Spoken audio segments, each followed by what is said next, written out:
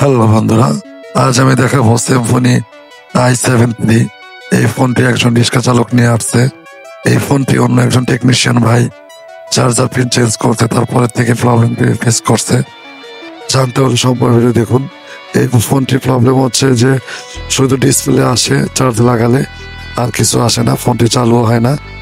তো প্রথমে আমি ফোনটিকে চার্জে কানেক্ট করার পর এটার ভোল্টেজ চেক করলাম, দেখলাম যে ভোল্টেজটি আপ ডাউন করতেছে, ঠিক আছে, স্থির থাকতেছে না, আপ ডাউন করতেছে।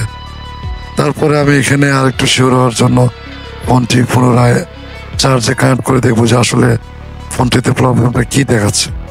ঠিক আছে, উনি যেহেতু বললো, ওনার কথার সাথে আসলে কতটা মিল আছে দেখি। তো ফোনটি যখন আমি চার্জে লাগানোর পর দেখতে পাচ্ছেন সেম ফোনে লেখাটা চলে আসছে, তারপর আবার বন্ধ হচ্ছে, আবার লেখা আসছে, আবার বন্ধ হচ্ছে। তো এভাবে এরকম করতে থাকে, কিন্তু সেটটিকে পাওয়ার ক্লিক করলে সেটটি কিন্তু চালু হয় না। ঠিক আছে, ফোনটি কিন্তু চালু হয় না, ওইভাবে থাকে। তো বিষয় হচ্ছে যে এই ফোনটিতে হয়তো আপনারা মনে করতে পারেন যে হয়তো ব্যাটারিতে চার্জ নেই, কিন্তু আমি আপনাদের একটু দেখানোর চেষ্টা করব যে এই ফোনটিতে যে ব্যাটারিতে ফোর ভোল্টেজ চার্জ আছে।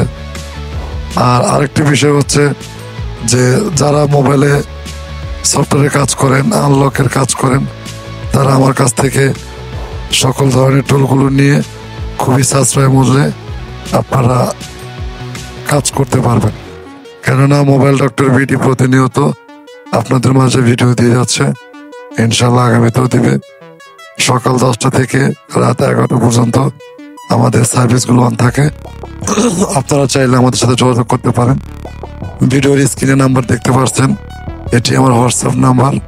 খুবই সাশ্রয় মূল্যে সকল ধরনের টুল আমরা সার্ভিস দিয়ে থাকি।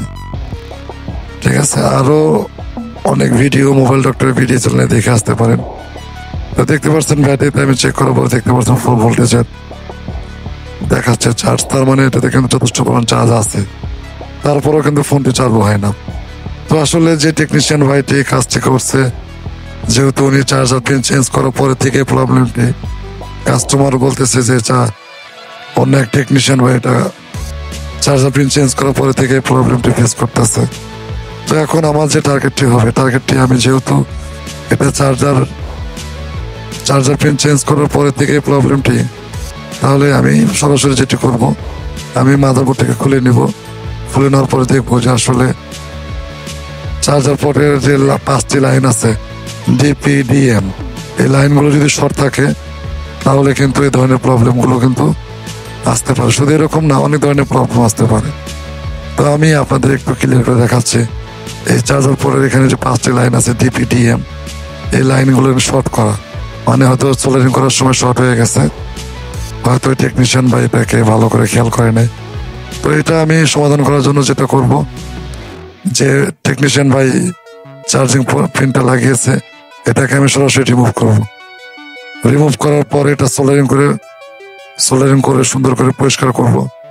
তারপর একটু ওয়াশ করে নিব। দেন ওয়াশ করার পরে এটা দেখব যে আসলে আগে যে প্রবলেমটি ছিল সে প্রবলেমটা এখন আছে কিনা। প্রত্যেকটা কাজগুলো কিন্তু একটু বুঝে শুনে করতে হবে, কেননা জিএসএম লাইনের কাজগুলো এমনই, তাড়াহুড়ো করা যাবে না। তো আমি এটাকে ওয়াশ করে নিচ্ছি। ওয়াশ করে নেওয়ার পর এটাকে এখন আমি মাদারবোর্ডটা সেট করব। সেট করার পর আমি দেখবো যে কী অবস্থা, যে আগের মতো প্রবলেম আসে কিনা। আসলে নতুন যারা জিএসএম ভাই আছেন তারা যদি আমার এই ভিডিওটা দেখেন, তো আমি মনে করি আপনারা এখান থেকে অনেক কিছু শিখতে পারবেন। এখানে অনেক ধরনের হার্ডওয়্যার সলিউশন, সফটওয়্যার বিষয়ক অনেক ধরনের টিউটোরিয়াল দেওয়া আছে, আপনারা চাইলে একটু দেখে আসতে পারেন। আর এই ভিডিওটা যেখান থেকে দেখছেন সবাইকে একটা কথা অনুরোধ করব, সেটা হচ্ছে যে আপনারা লাইক, শেয়ার, সাবস্ক্রাইব করবেন। তো আমি ব্যাটারি লাগানোর পর ফোনটিকে দেখতে পাচ্ছেন, কিন্তু ফোনটি চালু হচ্ছে।